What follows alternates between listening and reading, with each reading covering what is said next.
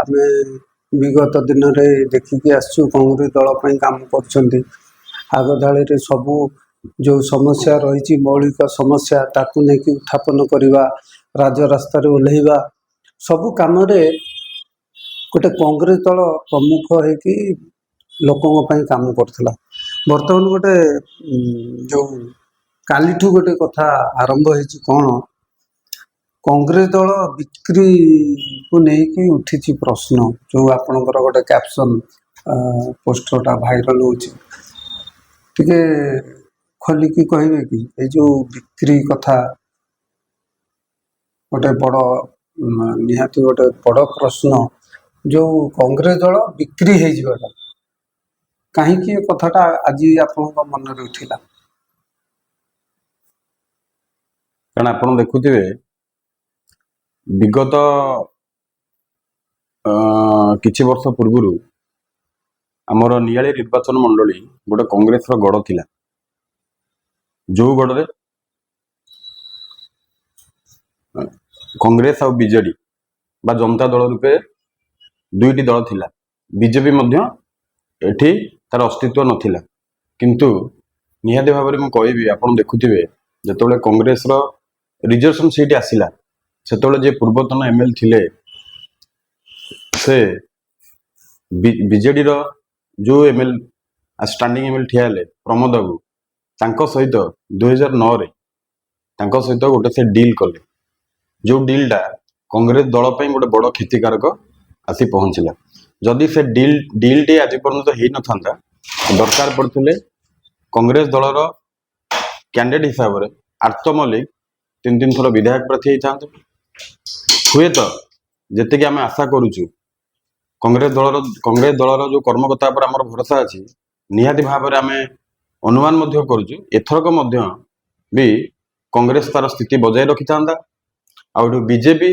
जो सरकार करिछि बीजेपी एठी जो नियाली निर्वाचन मंडली रे जो बीजेपी रो प्रार्थी एमएल प्रार्थी देछि होय तो से कांग्रेस रो प्रार्थी हेगी चयन होई थांदे किंतु आपण देखुथिबे विगत किछि दिन पूर्व जहा समस्या 2009 मसिया रो जहा घटिला दलर स्थिति भुसुड़ी गला जो माने पूर्वतन एमएल थिले से बीजेडी रो प्रमोद बाबू संगर मिसी गोटे डील करथिले जो डील टी प्राय तो सबु पंचायत रो सबु कर्मी ने प्राय जानी 80% रु ऊर्ध्व लोक जानी जो डील टी हैला से डील टी संपूर्ण रूपे ही पाला नाही काहेकि कौन डील हेतला आपण जो डील कथा कहउचंती आज लोक जानिया पई चाहुचंती से डील रो कथाटा कोन से कोन को प्रकार डील हैला जे कांग्रेस तार सत्ता हरैछि आज नियाली ब्लॉक रे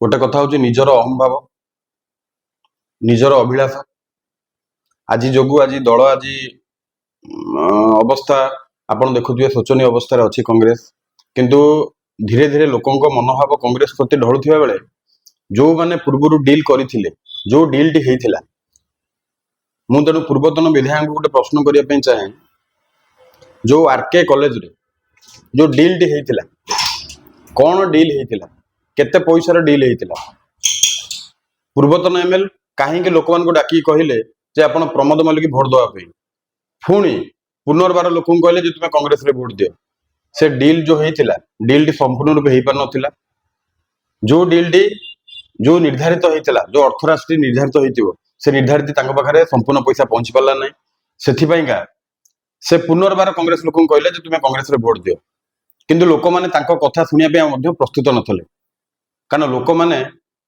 जो साधारण भोटर माने अछंती जो माने बुद्धिजीवी अछंती से माने ते बोका नुहंती द्वितीय जिनस होउची जो डील टी करा गला से को अनुध्यान करी आपण देखंतु सेही दिन ठारू आज कांग्रेस धराशायी होईची किंतु लोक मानक मन रे जो पुनर्बार कांग्रेस प्रति जो भावना जुटिला आपण देखुथिबे बीजेडी रो शासन गला बीजेपी रो शासन आसिला लोक माने चिंता कले आमे एबे विकल्प कांग्रेस कथा चिंता करियो किंतु पुणी जो माने दलाल माने अछंती जो माने कांग्रेस दल को बारंबार बिकुछंती से माने आसी बारंबार एठारे मीटिंग करूछंती जे मीटिंग जो करूछंती से केतोल मीटिंग करूछंती आपण देखुथिबे पुणी पुनर्बार इलेक्शन आसिला पुणी मीटिंग हबो पुणी आयोजन हबो पुणी फोटो उठिबो ପୁଣି ପଇସା ଖିଆ ହବ, ପୁଣି ଏ ଦଳରୁ ସେ ଦଳରୁ ଲୋକ ପଇସା ପଇସା ଖାଇକି ଯୋଉମାନେ ଦଲାଲ ମାନେ ଅଛନ୍ତି ପୁଣି ଦଳକୁ ବିକିବେ। ତେଣୁ ମୁଁ ନିହାତି ଭାବରେ କାଲି ଗୋଟେ ପୋଷ୍ଟ କରିଥିଲି ଯେ ପୁଣି ସମୟ ଆସିଗଲା, ପୁଣି ଦଲାଲ ମାନଙ୍କର ସେଇ ସମୟଟି ଆସିଲା ଦଳ ବିକ୍ରି କରିବା ପାଇଁ। ସେମାନେ ପୁଣି ଆସିବେ, ପୁଣି ବସିବେ, ପୁଣି ମିଟିଂ କରିବେ, ପୁଣି ଫଟୋ ଉଠେଇବେ, ପୁଣି ଦଳକୁ ବିକିବେ। ତେଣୁ ଏଠି ଆପଣ ଦେଖୁଥିବେ ଯୋଉମାନେ କଂଗ୍ରେସ ଦଳର କର୍ମକର୍ତ୍ତା ଅଛନ୍ତି ସେମାନଙ୍କ ମନୋଭାବକୁ ସବୁବେଳେ ଭଙ୍ଗା ଯାଉଛି, ସେମାନଙ୍କୁ ନିଷ୍ପେଷିତ କରାଯାଉଛି। ଆଜି ଯୋଉ କଂଗ୍ରେସ ଦଳ ନିଷ୍ପେଷିତ ଅବସ୍ଥାରେ ପ୍ରତି ପଞ୍ଚାୟତରେ ଅଛନ୍ତି ତାଙ୍କ ପାଖରେ ଏପର୍ଯ୍ୟନ୍ତ ନେତାମାନେ ପହଞ୍ଚି ନାହାନ୍ତି। ତାଙ୍କର କଣ ସମସ୍ୟା ଅଛି ଏପର୍ଯ୍ୟନ୍ତ ସାଧାରଣ ଲୋକଟିଏ କଣ ସମସ୍ୟାର ସମ୍ମୁଖୀନ ହଉଛି କଂଗ୍ରେସ ଲୋକଟି ସେ ଏପର୍ଯ୍ୟନ୍ତ କାହା ପାଖରେ ତାଙ୍କର ଖବର ମଧ୍ୟ ନାହିଁ। ତେଣୁ ନିହାତି ଭାବରେ ଆମେ କହିବୁ ଯୋଉମାନେ ଏଠି ଆସିକି ଦଳକୁ ବିକିବା ପାଇଁକା ପୁନର୍ବାର ଯୋଜନା କରୁଛନ୍ତି, ପୁନର୍ବାର ମିଟିଂ କରୁଛନ୍ତି, ତେଣୁ ମୁଁ ନିହାତି ଭାବରେ ଅନୁରୋଧ କରିବି ଯୋଉମାନେ କଂଗ୍ରେସ କର୍ମୀ ମାନେ ଅଛନ୍ତି, ଯୋଉମାନେ କଂଗ୍ରେସକୁ ଭଲ ପାଉଥିବା ଲୋକ ଅଛନ୍ତି, ଯୋଉମାନେ ଯୁବପିଢି କଂଗ୍ରେସକୁ ଭଲ ପାଉଛନ୍ତି, ନିହାତି ଭାବରେ କହିବି ଦଲାଲ ଟାଲୁଙ୍କୁ ପଞ୍ଚାୟତରେ ପୁରାନ୍ତୁ ନାହିଁ। ସ୍ପଷ୍ଟ ଭାବରେ କୁହନ୍ତୁ ଯେ ଏଠି ଆପଣଙ୍କର କୌଣସି ଆବଶ୍ୟକତା ନାହିଁ। ଆପଣ ପୁଣି ଇଲେକ୍ସନ ଟାଇମରେ ଆସିବେ, ପୁଣି ଇଲେକ୍ସନ ସରିଗଲେ ପୁଣି ଯାଇ ପୁଣି ପଳେଇବେ, ପୁଣି ତାପରେ ଇଲେକ୍ସନ ଟାଇମରେ ଆସିବେ, ପୁଣି ପଇସା ଖାଇବେ। ତେଣୁ ଦଳକୁ ଆଉ ନିଷ୍ପେଷିତ କରିବାର ଆବଶ୍ୟକତା ଦରକାର ନାହିଁ। ଯୋଉମାନେ କଂଗ୍ରେସର ପରିବାର ଲୋକ ଅଛନ୍ତି, ଯୋଉମାନେ କଂଗ୍ରେସର କର୍ମୀମାନେ ଅଛନ୍ତି, ସେମାନେ ବହୁତ ଚାଲାକ ହେଇଗଲେଣି। ଏମାନଙ୍କ କଥା ଜାଣିଛନ୍ତି। ଆପଣ କାଲି ଦେଖନ୍ତୁ ଗୋଟେ ନିଆଳି ନିର୍ବାଚନ ମଣ୍ଡଳୀ ଗୋଟେ ମଣ୍ଡଳ ସ୍ଥିତ ଗୋଟେ ମିଟିଂ କରାଯାଇଥିଲା। ନିଆଳି ନିର୍ବାଚନ ମଣ୍ଡଳୀରେ 3ଟି ବ୍ଲକ। କାଲି ଆପଣ ଦେଖୁଥିବେ କେତେ ଗୁଡିଏ ଲୋକ ହେଇଥିଲେ, ତାଙ୍କୁ ମିଛ ସତ କହି ଡକା ଯାଇଥିଲା। ତେଣୁ ଆପଣ ଚିନ୍ତା କରନ୍ତୁ କଂଗ୍ରେସ କର୍ମୀ ମାନେ କଣ ଏତିକି ଅଛନ୍ତି? ତେଣୁ ଯଦି ନିହାତି ଭାବରେ ଜଣେ ଦୃଢ ମନୋଭାବ ନେଇ ଆସିବ, କଂଗ୍ରେସ ଦଳ ପାଇଁ କାମ କରିବା ପାଇଁ ଚେଷ୍ଟା କରିବ, କଂଗ୍ରେସ ଦଳ ପାଇଁ ଚିନ୍ତା କରିବ, କଂଗ୍ରେସ କର୍ମୀ ପାଇଁ ଚିନ୍ତା କରିବ, ନିହାତି ଭାବରେ କଂଗ୍ରେସ କର୍ମୀ ତାଙ୍କ ପାଇଁ ଅଛନ୍ତି। ନିହାତି ଭାବରେ ବହୁ ସଂଖ୍ୟାରେ ହଜାର ହଜାର ସଂଖ୍ୟାରେ କଂଗ୍ରେସ କର୍ମୀ ମାନେ ଏକାଠି ହେବେ। ଆପଣ ଦେଖିବେ ଆଗାମୀ ଦିନରେ ମଧ୍ୟ, ମୁଁ ମିଡିଆ ସାମ୍ନାରେ କହୁଛି, ଆଗାମୀ ଦିନରେ ମଧ୍ୟ ଦେଖିବେ ବହୁତ କଂଗ୍ରେସ କର୍ମୀ ଏକାଠି ହେବେ। ଯୋଉ ପଞ୍ଚାୟତ ଇଲେକ୍ସନ ଆସୁଛି ନିଶ୍ଚିନ୍ତ ଜବାବ ଦେବେ, କିନ୍ତୁ ଏ ଦଲାଲ ଟାଟୁନକୁ ଏଠି ବନ୍ଦ କରାଯିବ। ଆଉ ଗୋଟେ କଥା ହଉଛି କଣ, ଆପଣଙ୍କର ଓଡ଼ିଶା ସ୍ତରରେ ରହିଛନ୍ତି, ଆପଣଙ୍କର ଦଳର ମୁଖିଆ ସବୁ ରହିଛନ୍ତି। ଯିଏ କଥା ତାଙ୍କ କାନରେ ବାଜିକି ସେମାନେ କଣ ପଦକ୍ଷେପ ନେବେ ବୋଲି ଚିନ୍ତା କରୁଛନ୍ତି, ନା ସେମାନେ ଚାହୁଁଛନ୍ତି ଦଳ ଏମିତି ନିଷ୍ପେଷିତ ହଉ, ଦଳର ସ୍ଥିତି ଆଗକୁ ନ ଯାଉ? କଣ ତାଙ୍କ ସହିତ ଆପଣ ଆଲୋଚନା କିଛି ହେଇଛି କି ତାଙ୍କ ସହିତ? ଦେଖନ୍ତୁ କଂଗ୍ରେସର ଯୋଉମାନେ ଉପରସ୍ତରୀୟ ନେତାମାନେ ଅଛନ୍ତି ସେମାନଙ୍କ ପାଖରେ ଟପ୍ ଟୁ ବଟମ ଖବର ପହଞ୍ଚୁଛି ଯେ ନିଆଳି ନିର୍ବାଚନ ମଣ୍ଡଳୀ ଅଛି। ନିଆଳି ନିର୍ବାଚନ ମଣ୍ଡଳୀ ଗୋଟେ କଂଗ୍ରେସର ଦୁର୍ଗ ଥିଲା, ସେଠି ଆଜି ପର୍ଯ୍ୟନ୍ତ କୌଣସି କାର୍ଯ୍ୟକ୍ରମ କରାଯାଉନାହିଁ। ଏଠି ମଧ୍ୟ ଦି ଥର ଜିଲ୍ଲା ସଭାପତି ମଧ୍ୟ ଚେଞ୍ଜ ହେଲେଣି, ପୁଣି ଇଲେକ୍ସନ ସମୟ ଆସି ପହଞ୍ଚିଗଲାଣି, ଏପର୍ଯ୍ୟନ୍ତ କାର୍ଯ୍ୟକ୍ରମ କିଛି ହେଇନି। ତାଙ୍କୁ ଚାପ ପଡ଼ିଛି, ଯୋଉ ଚାପରେ ଆଜି କାଲି ସେ ଆସି ଗୋଟେ ମିଟିଂ ମଧ୍ୟ ଆୟୋଜନ କରିଛନ୍ତି, ପୂର୍ବରୁ ମଧ୍ୟ ଗୋଟେ ମିଟିଂ ଆୟୋଜନ କରିଥିଲେ। ତେଣୁ ସେ ତାଙ୍କୁ କେବଳ ଜଣାଇବା ପାଇଁ ଚାହୁଁଛନ୍ତି ଯେ ଆମେ ଆକ୍ଟିଭ ଅଛୁ, ଆମ ଲୋକମାନେ ଆକ୍ଟିଭ ଅଛନ୍ତି, କଂଗ୍ରେସ ସେଠି ବଞ୍ଚିକି ଅଛି। କିନ୍ତୁ ସେମାନଙ୍କ ପାଖରେ ଖବରଟି ଅଲରେଡି ପହଞ୍ଚିଛି ଯେ ଏମାନେ କଂଗ୍ରେସକୁ ବାରମ୍ବାର ବିକୁଛନ୍ତି। ତେଣୁ ଆଙ୍କ ଉପରେ କିଛିଟା ଆକ୍ସନ ନ ହଉ ସେଥିପାଇଁ ସେମାନେ କାଲି ଆସି ଗୋଟେ ମିଛିକା ଗୋଟେ ମିଟିଂ ବସେଇ ଏଠି ଆୟୋଜନ କରି ମିଟିଂ କରି ଯାଇଛନ୍ତି। ତ କାଲି ଯୋଉ କହୁଛନ୍ତି ସଦା ଦାସ ତୋଟାରେ ଯୋଉ ମିଟିଂ ହେଇଥିଲା ବୋଲି ଆପଣ କହୁଛନ୍ତି, ସୋସିଆଲ ମିଡ଼ିଆରେ ଆମେ ଦେଖୁଛୁ ତାକୁ, କିଏ ନେତୃତ୍ୱ ନେଇକି ସେ ମିଟିଂ କରିଥିଲା, ଆଉ କଣ ଉଦ୍ଦେଶ୍ୟ ଥିଲା ତାର? ଉଦ୍ଦେଶ୍ୟ କିଛି ନାହିଁ, ଗୋଟିଏ ଉଦ୍ଦେଶ୍ୟ, ପୁଣି ସମୟ ଆସିଗଲା, ପୁଣି ଦଳକୁ ବିକିବା, କିଛି ପଇସା ପତ୍ର ଖାଇବା। ନେତୃତ୍ୱ ଯିଏ ଦଳକୁ ବିକିଥିଲେ ସେମାନେ ହିଁ ନେତୃତ୍ୱ ନେଉଥିଲେ। ଯେ ତାଙ୍କ ପାଖରେ ଯୋଉମାନେ ତାଙ୍କ କଥା ଶୁଣିକି ଆସିଥିଲେ ସେମାନେ କଂଗ୍ରେସକୁ ଭଲ ପାଉଥିବା ଲୋକ, ସେମାନେ କଂଗ୍ରେସ ନାଁ ଶୁଣିକି ଆସିଥିଲେ। କିନ୍ତୁ ସେମାନେ ମଧ୍ୟ ନିଜ ଭିତରେ ଗୋଟେ ଭାବନା ସୃଷ୍ଟି ହେଇଥିଲା, ତାଙ୍କୁ ମଧ୍ୟ ସେଠି ପ୍ରଶ୍ନ କରିଥିଲେ ଯେ କାହିଁକି ଅନ୍ୟମାନଙ୍କୁ ଡକାଯାଉ ନାହିଁ, ସେ ମଧ୍ୟ ସେଠି ମଧ୍ୟ ଚୁପ୍ ରହିଥିଲେ। ମୁଁ ସୋସିଆଲ ମିଡ଼ିଆ ମାଧ୍ୟମରେ ଗୋଟିଏ ପ୍ରଶ୍ନ ପଚାରିବା ପାଇଁ ଚାହେଁ, ଯୋଉ ଡିଲ୍ଟି ଆର୍କେ କଲେଜରେ ହେଇଥିଲା, ଆଜି କଂଗ୍ରେସର ଯୋଉ ଅବସ୍ଥା, କଂଗ୍ରେସର ଆଜି ଯୋଉ ଜରାଜୀର୍ଣ୍ଣ ଅବସ୍ଥା ଅଛି, କାହିଁକି ଅଛି ନା ଯଦି ସେ ଡିଲ୍ଟି ନ ହେଇଥାନ୍ତା ଆଜି ଆର୍ତ ମଲ୍ଲିକ 3 ଥର ବିଧାୟକ ହେଇଥାନ୍ତେ। ଏଠି କଂଗ୍ରେସର ଯୋଉ ଦୁର୍ଗ ଥିଲା ସେ ଦୁର୍ଗ ମଧ୍ୟ ଆଜି ପର୍ଯ୍ୟନ୍ତ ଥାନ୍ତା। ମୁଁ ସର୍ବସମ୍ମୁଖରେ ପଚାରିବା ପାଇଁ ଚାହେଁ, ଆମର ତ ପ୍ରଭୁ ଶୋଭନେଶ୍ୱର ଅଛନ୍ତି, ତେଣୁ ମୁଁ ତାଙ୍କୁ ଅନୁରୋଧ କରିବା ପାଇଁ ଚାହେଁ, ଆପଣ କହୁଛନ୍ତି ଯେ ମୁଁ ଦଳକୁ ବିକ୍ରି କରିନାହିଁ, ମୁଁ ଆଜି ପର୍ଯ୍ୟନ୍ତ ଦଳ ପାଇଁ ନିଷ୍ଠାବାନ ହୋଇ ଦଳ ପାଇଁ କାମ କରୁଛି।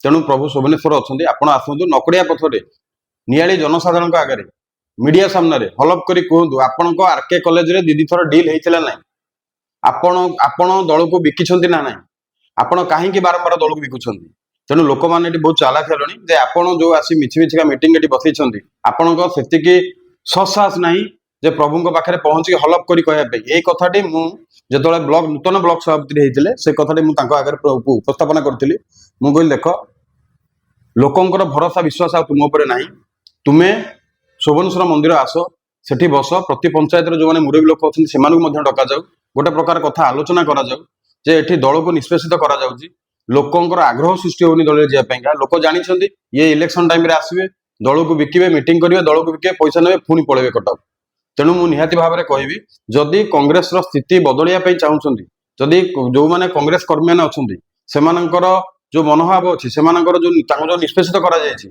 आज पर्यंत कांग्रेस निष्पेषित कराई मु निहाती भाव में कहबी जे कांग्रेस कर्मी आउ ओला नहांती कि बोका नहांती तो निहाती भाव से जानी जे किए दल को बिकुची दल पे किए काम करुची मु निश्चित भाव में कहबी गोटे कथा जे कांग्रेस आगु आगे एबे अच्छी आगु कांग्रेस रहिबो कांग्रेस केबे बुड़ीनी ना केबे बुड़ीबो।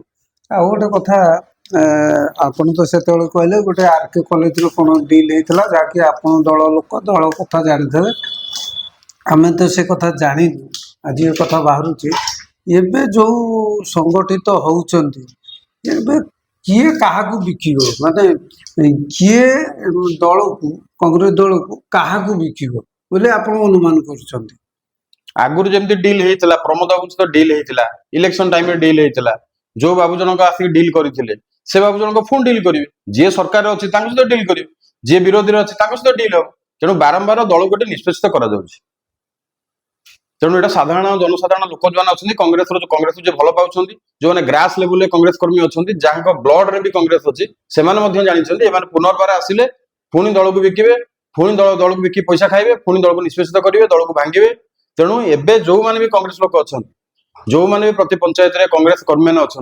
से दृढ़ हिसाब से अच्छा से जानते सी कथा मानवे ना तेणु निहाती भाव में मुझे जहाँ भी प्रभाव सृष्टि करा जाए जहाँ को मिछ कह जाए तेणु कांग्रेस केबे निष्पेषित नुहे कांग्रेस सब सबल थिला आज मध्य सबल अछि आपण गोटे आगधाड़ीर कर्मी आपन को दायित्व भी दिया जाइथिला जिला परिषद रो भी आपण छडा आइथिले अवश्य जीति पारलेनी सेटा अलग कथा अछि किंतु दल सहित जो आपण लागे कि जोड़ी है कि रहिचंती आपण को से मीटिंग रे डका जाइथिला कि हाँ निश्चित भाव में मते से मीटिंग रे डका जाइथिला आ पूर्व गोटे मीटिंग हेतिला से मीटिंग रे मते डका जाई नथिला किंतु ए जो मीटिंग हेतिला मीटिंग रे मते डका जाइथिला मु गोटे कथा तांको पचारिथिली जे एमती केते दिन मीटिंग करके दल को आपण माने बिकिबे गोटे काम करंतु आसंतु प्रभु पाखे बसिबा शोभनेश्वर बसिबा प्रति पंचायत जो मैंने आगदाटीर कांग्रेस कर्मी मैंने अच्छा जो मैंने युववर्ग अच्छा जो मैंने बुद्धिजीवी अच्छा से डाकिबा कहीं आज दल आज ये अवस्था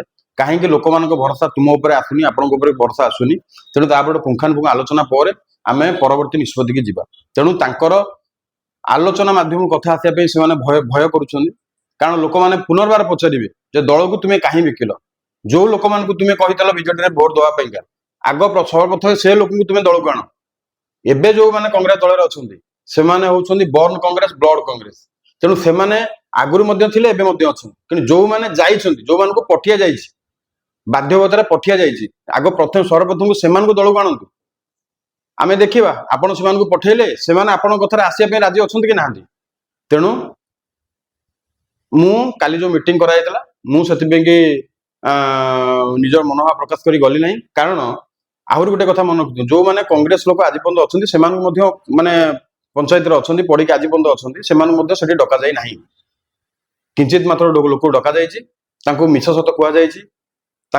मनोभाव को भंगा जाऊँगी तेणु जो मैंने कांग्रेस कर्मी पंचायत रही निष्पेषित कराई जाऊँगी से भांगिकी अन्य को दल में मिशीजे बोली से भावुं किंतु मु आज भी स्पष्ट करुच्ची जो मैंने कांग्रेस लोक आज पर्यंत अच्छा से आगुरी थिले से आपण कथा प्रभावित होना से आगू दल रे तेणु आपण कथार कहार भरोसा विश्वास ना आपण तेणु आपण डाकतु बा न डाकतु से कांग्रेस रे भोट दौले आगू भोट देवे मुझे आपको मीडिया सामने कहूँ आगू गोटे कांग्रेस बड़ मीटिंग होगा जाऊँगी निआड़ी आपड़ देखिए कांग्रेस कर्मी मैंने कौ हिसाब से एकाठी होती किंतु जो बाबू जन दल बिकी ସେ ବାବୁଙ୍କ ତତ୍ତ୍ୱାବଧାନରେ ମିଟିଂ ହବ ନାହିଁ। ଆଉ ଗୋଟେ କଥା ଆଲୋଚନା ହଉଛି, ଆମେ ଶୁଣିବାକୁ ପାଉଛୁ, ଲୋକ ଆଲୋଚନା କରୁଛନ୍ତି କି ଆପଣ କଂଗ୍ରେସ ଦଳର এই ଅବସ୍ଥା ଦେଖି ଆପଣ ଦଳ ଛାଡ଼ିଦେବା ପାଇଁ ଯୋଉ ପ୍ଲାନ୍ କରୁଛନ୍ତି ବୋଲି ଆଲୋଚନା ହଉଛି। ସେମିତି କିଛି ଅଛି କି? ଦଳ ଯେତେବେଳେ ଆପଣଙ୍କୁ ଚାହୁଁନି, ଡାକୁନି, ଆପଣଙ୍କୁ ସହଯୋଗ ଲୋଡୁନି, ଆପଣ ଅନେକ କୋଶ୍ଚିନ୍ କରୁଛନ୍ତି, ସେ ନେଇ ଦଳ ଆପଣଙ୍କୁ ରଖିବା ପାଇଁ ରାଜି ନୁହଁ, କିମ୍ବା ଆପଣ ଏ ଅବସ୍ଥା ଦେଖିକି ଦଳ ଛାଡ଼ିଦେବା ପାଇଁ ବସୁଛନ୍ତି? ନାଇଁ, ଆପଣ ଯୋଉ କଥା କହିଲେ ଦଳ ରଖିବା ପାଇଁ ରାଜି ନୁହେଁ, କଂଗ୍ରେସ ଦଳ କାହା ପ୍ରତୀକ ସମ୍ପତ୍ତି ନୁହେଁ। ତେଣୁ ଯିଏ ଯାହା କୋଳି ଖାଇ ମଞ୍ଜି ପୋତିଛି, ମୁଁ କୋଳି ଖାଇଛି ମୁଁ ମଞ୍ଜି ପୋତିବି, ଆଉ କିଏ ହେବ ନାହିଁ, ସେଇଟା ବି ନୁହେଁ। ଯୋଉମାନେ ଉପରସ୍ତରୀୟ ନେତୃମଣ୍ଡଳୀ ଅଛନ୍ତି ସେମାନେ ମଧ୍ୟ ଜାଣିଛନ୍ତି ଏଠି କୋଉମାନେ କଂଗ୍ରେସ ଦଳରେ ଅଛନ୍ତି, ପୁରୁଣା କର୍ମୀ ମାନେ କିଏ, କାହା ଦ୍ୱାରା ଏଠି କଂଗ୍ରେସ ଦଳ ଲୋକଙ୍କ ସମସ୍ୟା ମଧ୍ୟ କଂଗ୍ରେସ ଦଳ ଲୋକଙ୍କ ସମସ୍ୟା ମଧ୍ୟ ସମାଧାନ ହଉଥିଲା। ତେଣୁ ଦଳ ଛାଡିବା କଥା କହୁଛନ୍ତି, ଦଳ ପରିତ୍ୟାଗ କଥା ଆପଣ ଭୁଲି ଯାଆନ୍ତୁ। ଆମେ ଏବେ ଯୋଉ ଦଳରେ ଅଛୁ, ଏବେ ଆଗରୁ ମଧ୍ୟ ଥିଲୁ, ପୁନର୍ବାର ଆଗକୁ ମଧ୍ୟ ଆମେ ସେଇ ଦଳରେ ରହିବୁ। ଦଳ ପରିତ୍ୟାଗ କରିବାର ନାହିଁ। ଆମେ କଂଗ୍ରେସରେ ଅଛୁ, ଆଗକୁ ମଧ୍ୟ କଂଗ୍ରେସରେ ରହିବୁ। ତେଣୁ କଂଗ୍ରେସ ଦଳ କାହା ଭୌତିକ ଦଳ ନୁହେଁ। ଆଜି ଯିଏ ଅଛି କାଲି ସେ ନାହିଁ। ତେଣୁ ଯୋଉ ଯୁବବର୍ଗ ମାନେ ଆମେ ଅଛୁ, ନିଶ୍ଚିନ୍ତ ଭାବରେ ଆମେ ଜାଣିଛୁ ଆଗକୁ କଂଗ୍ରେସ ଆସିବ। ଆପଣ ଏଇ ଆଗାମୀ ପଞ୍ଚାୟତ ଇଲେକ୍ସନ ଦେଖିବେ, ଲୋକମାନେ ପ୍ରତି ପଞ୍ଚାୟତରେ ଯୋଉ ବିଜେପି ଦଳ ଏଠି ସରକାରରେ ଅଛି, ଯୋଉ ପ୍ରକାର ପ୍ରତି ପଞ୍ଚାୟତରେ ଲୋକମାନଙ୍କୁ ନିଷ୍ପେଷିତ କରୁଛି, ଯୋଉ ପ୍ରକାର ଲୋକମାନେ ଏଠି ଠିକାଦାର ମାନେ ଲୁଟି ଖାଉଛନ୍ତି, ଯୋଉମାନେ ବିଜେଡିରେ ଥିଲେ, ଯୋଉମାନେ ବିଜେଡିରେ ରହିକି ଲୁଟୁଥିଲେ, ସେମାନେ ମଧ୍ୟ ଏବେ ବିଜେପିରେ ଅଛନ୍ତି, ବିଜେପି ମଧ୍ୟ ଲୁଟୁଛନ୍ତି। କାରଣ ପ୍ରତି ପଞ୍ଚାୟତରେ ଲୋକ ମଧ୍ୟ ଅସନ୍ତୁଷ୍ଟ ପ୍ରକାଶ ପାଇଛି। ବିଜେପି ଦଳ ଆପଣ ଦେଖୁଥିବେ ପ୍ରତି ପଞ୍ଚାୟତରେ ଯୋଉମାନେ ସଠିକ ଭାବରେ କାମ କରୁଥିଲେ ଦଳ ପାଇଁକା, ସେମାନେ ମଧ୍ୟ ତାଙ୍କ ଉପରେ ମଧ୍ୟ ଦଳ ଆଶା ପ୍ରକଟ କରୁନି। ନିହାତି ଭାବରେ ମୁଁ କହିବି, ପଞ୍ଚାୟତ ଇଲେକ୍ସନ ନିହାତି ଭାବରେ କଂଗ୍ରେସ ସରକାର କରିବ। ଆମେ କଂଗ୍ରେସ ଦଳରେ ଥିଲୁ, କଂଗ୍ରେସ ଦଳରେ ରହିବୁ, ଦଳ ପରିତ୍ୟାଗ କରିବାର ନାହିଁ। ତେଣୁ ଦଳର ଯୋଉମାନେ ନେତୃମଣ୍ଡଳୀ ଅଛନ୍ତି ସେମାନେ ମଧ୍ୟ ଆମ ଉପରେ ଭରସା ବିଶ୍ୱାସ ଅଛି, ସାଧାରଣ ଲୋକଙ୍କ ଉପରେ ଭରସା ବିଶ୍ୱାସ ଅଛି। ତେଣୁ କଂଗ୍ରେସ ଦଳ ଏତେ ଦୁର୍ବଳ ନୁହେଁ। ଆପଣ ଦଳରେ ଅଣନିଶ୍ୱାସୀ ହଉଛନ୍ତି କି? ଏଇଭଳି ଯୋଉ କାର୍ଯ୍ୟକ୍ରମ ସବୁ ଚାଲୁଛି, ଦଳକୁ ସଂଗଠିତ କରୁଛନ୍ତି, ପରବର୍ତ୍ତୀ ମୁହୂର୍ତ୍ତରେ ତାକୁ ଅନ୍ୟ ହାତରେ ଟେକି ଦଉଛନ୍ତି, କିନ୍ତୁ ସେଇ କ୍ଷେତ୍ରରେ ଦଳ ତଳକୁ ଯାଉଛି ବୋଲି ଅନୁମାନ ଆପଣ କରୁଛନ୍ତି। ସେ ନେଇକି ଅଣନିଶ୍ୱାସୀ ଲାଗୁଛି କି ଆପଣଙ୍କୁ? ନାଇଁ, ଅନିଶ୍ୱାସ ନୁହେଁ। କିଛି ସମୟ ଖରାପ ପଡେ, ଯୋଉ সময়ଟା କି ଅତିବାହିତ ହେଇଯାଏ। ତେଣୁ ନିହାତି ଭାବରେ ମୁଁ କହିବି କୌଣସି ଅଣନିଶ୍ୱାସ ନୁହେଁ। କଂଗ୍ରେସ କର୍ମୀ ଆପଣ ଦେଖୁଥିବେ, ଗୋଟେ ନିର୍ବାଚନ ମଣ୍ଡଳୀ ମିଟିଂ ହଉଛି, ଲୋକ 70-80 ଲୋକ ପୁରୁନାହାନ୍ତି। ତେଣୁ କଂଗ୍ରେସ ଦଳର ଲୋକ କାଲି ନିଆଳି ବ୍ଲକରେ ମିଟିଂ କଲେ 1000ରୁ 2000 ଲୋକ ଏକାଠି ହେବେ। ତେଣୁ ମୋ ଦ୍ୱାରା ନିର୍ବାଚନ ମଣ୍ଡଳୀ ମିଟିଂ ହଉଛି, 70-80 ଲୋକ ହଉଛନ୍ତି।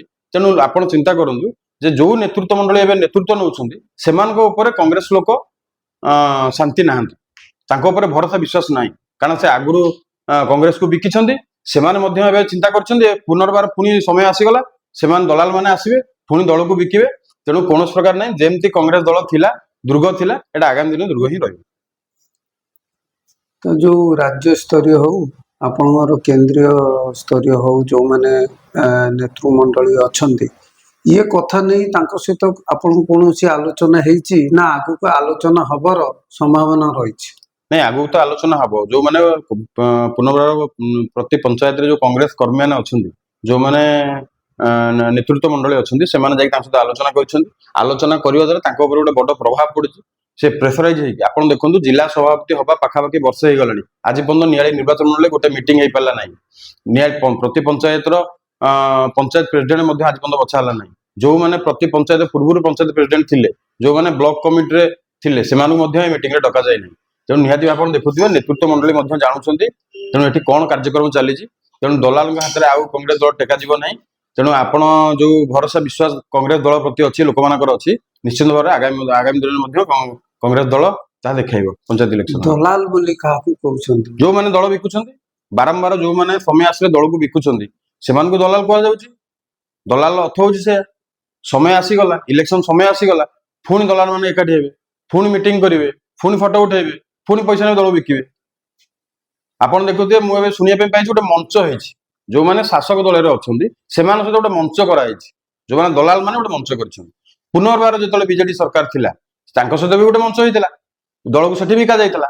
ପୁଣି ଏଠି ନୂଆ ସରକାର ଯିଏ ଆସିଲା ବିଜେପି ସରକାର, ତାଙ୍କ ସହିତ ମଧ୍ୟ ଦଲାଲ ମାନେ ଗୋଟେ ମଞ୍ଚ କରିଛନ୍ତି। ନାଇଁ ବିଜେପି ସରକାର ସହିତ ମଞ୍ଚ କରିଛନ୍ତି ନା ବିଜେପି ବିଜେପି ବିଜେଡି ସାଙ୍ଗରେ କରୁଛି? ନାଇଁ, ବିଜେପି ଯେ ସରକାରରେ ଅଛି ତାଙ୍କର ଯୋଉମାନେ ନେତୃମଣ୍ଡଳୀ ଅଛନ୍ତି ତାଙ୍କ ସହିତ ଆମ ଦଳର କିଛି ଦଲାଲ ମାନେ ତାଙ୍କ ସହିତ ଗୋଟେ ମଞ୍ଚ କରିଛନ୍ତି। ଯେମିତି ପୂର୍ବ ଥରକ ଆପଣ ଦେଖୁଥିବେ ବିଜେଡି ସରକାର ସମୟରେ ମଧ୍ୟ ଗୋଟେ ମଞ୍ଚ ହେଇଥିଲା, ଯେମିତି କଂଗ୍ରେସ ଦଳ ବିକା ଯାଇଥିଲା। ଏଥର ପୁନର୍ବାର ସେ ନିଷ୍ପତ୍ତି ନବାକୁ ଯାଉଛନ୍ତି, କିନ୍ତୁ ସେ ନିଷ୍ପତ୍ତି ଦିଆଯିବ ନାହିଁ।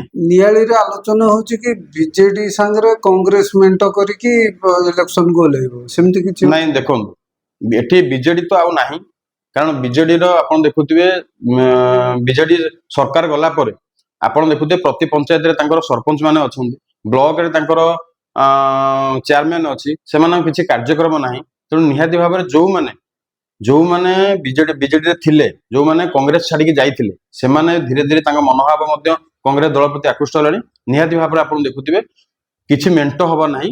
ଲୋକମାନେ ପ୍ରତି ପଞ୍ଚାୟତରେ ଥିବା ଲୋକମାନେ, ସାଧାରଣ ଭୋଟିୟର ମାନେ, ସେମାନେ ନିଷ୍ପତ୍ତି ନେଇଛନ୍ତି। ସେମାନଙ୍କ ମନରେ ଗୋଟେ କଥା ଉଙ୍କି ମାରିଛି ଯେ ଏଥରକ ଆମେ କଂଗ୍ରେସକୁ ଭୋଟ ଦବା, କାରଣ ଆଙ୍କ ହାତରେ ଆମେ ଭୋଟ ଦେଇ ଆମ ପଞ୍ଚାୟତ ଟେକି ଦେଇକି ଆମେ ଭୁଲ କରିଛୁ। ନିହାତି ଭାବରେ ଗୋଟେ ବଡ ପରିବର୍ତ୍ତନ ହବାକୁ ଯାଉଛି ପଞ୍ଚାୟତ ଇଲେକ୍ସନରେ। ମାନେ ଆପଣ କହିବା କଥା ଏଥର ଯୋଉ 27 ନିର୍ବାଚନରେ କଂଗ୍ରେସ ଲିଡ କରିବ ନିଆଳି। ନିଶ୍ଚିନ୍ତ ଭାବରେ ଆପଣ ଦେଖିବେ ତ ବିଜେଡି ଲୋକ କୁଆଡେ ଯିବେ? ବିଜେଡି ଶୁଣନ୍ତୁ, କୌଣସି ଆଞ୍ଚଳିକ ଦଳଟା ଯେହେତୁ ଭାଙ୍ଗି ଯାଇଛି, ପୁନର୍ବାର ସେ ଲୋକ କଂଗ୍ରେସରେ ଥିଲେ। ଏଠି ବିଜେପି ଥିଲା କି? ଏଠି ଦୁଇଟି ଦଳ ଥିଲା, ଗୋଟେ ବିଜେଡି ଥିଲା, ଗୋଟେ କଂଗ୍ରେସ ଥିଲା। ଏଟା କଂଗ୍ରେସର ଦୁର୍ଗ ଥିଲା। ଯଦି ଆଜି ଦଲାଲ ମାନଙ୍କ ଦ୍ୱାରା କଂଗ୍ରେସ ଦଳଟା ନିଷ୍ପେଷିତ ନ ହେଇଥାନ୍ତା, ଆଜି ଏ କଂଗ୍ରେସର ଦୁର୍ଗ ହେଇଥାନ୍ତା। ତେଣୁ ଯୋଉମାନେ ବିଜେଡି କି ଯାଇଛନ୍ତି ସେମାନେ ସେହି କଂଗ୍ରେସ ଲୋକ, ସେମାନେ ପୁନର୍ବାର ପୁଣି କଂଗ୍ରେସକୁ ଆସିବେ। ପଞ୍ଚାୟତ ଇଲେକ୍ସନରେ ଆପଣ ଦେଖିବେ ନିଶ୍ଚିନ୍ତ ଭାବରେ ଏଠି କଂଗ୍ରେସ ପଞ୍ଚାୟତ ଇଲେକ୍ସନ ଦଖଲ କରିବ। ମାନେ କଂଗ୍ରେସ ଆଉ ବିଜେପି ଲଢେଇ ହବ।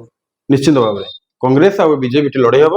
ତେଣୁ ଆପଣ ଯୋଉ ପ୍ରତି ପଞ୍ଚାୟତରେ ଅସନ୍ତୋଷ ପ୍ରକାଶ ପାଇଥିବା ଯୋଉ ଲୋକମାନଙ୍କୁ ହଇରାଣ କରାଯାଉଛି, ଏ ଯୋଉ ସରକାର ଆସିଛି, ଏ ସରକାର ଯୋଉ ହଇରାଣ କରୁଛି, ଆର ଉଚିତ ଜବାବ ପଞ୍ଚାୟତ ଇଲେକ୍ସନ ଦିଆଯିବ। ଆପଣଙ୍କ ଘରେ ତ ଘର କଳି ତୁଟୁନି, ଆପଣ କଣ ନିର୍ବାଚନ? ନାଇଁ ଶୁଣନ୍ତୁ, ଯୋଉମାନେ ଦଲାଲ ମାନେ ଅଛନ୍ତି ସେମାନେ ନିହାତି ଆସିବେ।